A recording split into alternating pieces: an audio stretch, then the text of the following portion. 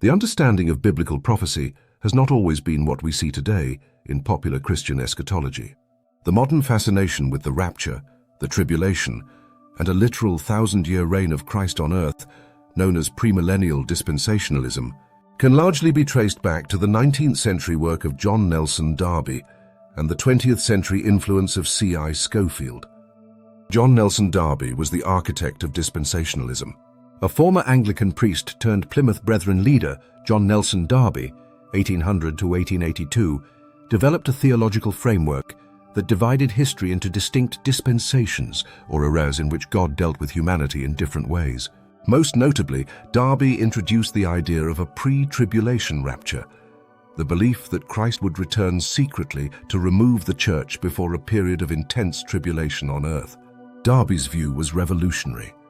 While many early Christians and church fathers saw prophecy as either symbolic, spiritualized, or fulfilled through the church, Darby insisted on a literal futurist interpretation, particularly for prophecies concerning Israel. He made a sharp distinction between Israel and the church, viewing them as two separate peoples with distinct destinies. This broke from centuries of covenantal or replacement theology, which saw the church as the new Israel.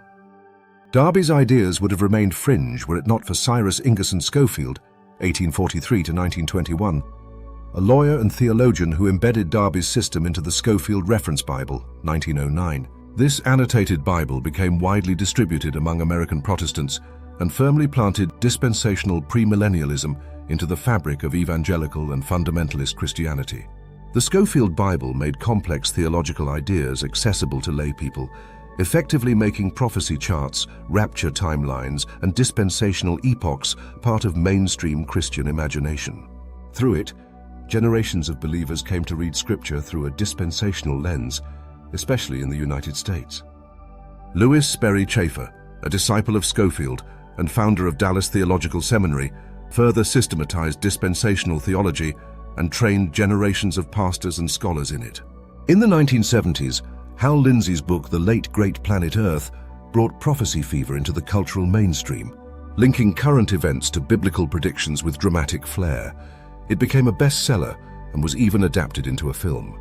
Tim LaHaye, co-author of the Left Behind series 1995 to 2007, helped popularize Darby and Scofield's ideas for a new generation, dramatizing the rapture and tribulation in fictional form.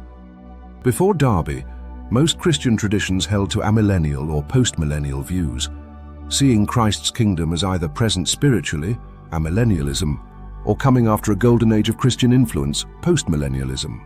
Darby and Scofield turned this on its head by promoting a more literal, pessimistic, and future-oriented reading of prophecy. They changed not just theology, but how Christians engage with world events, politics, especially concerning Israel, and the future of humanity. Their legacy continues to shape prophecy conferences, Bible study curricula, and even international policy discussions. Thank you for watching. Please like, share, and subscribe.